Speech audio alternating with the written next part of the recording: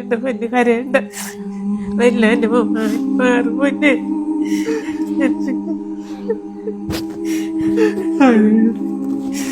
പെട്ടെന്ന് എന്റെ മോന് രോഗശിഫയാവും.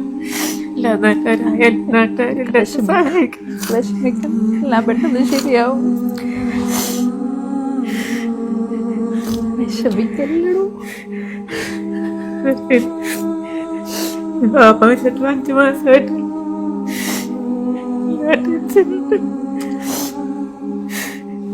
ഗതികേട് കൊണ്ടല്ലേ നിങ്ങൾ 3 പേര് എനിക്ക് ക്യാമറന്റെ മുമ്പിൽ കാണിക്കേണ്ടി വന്നത്. കാണിക്കൂല നിങ്ങൾക്കറിയാലോ.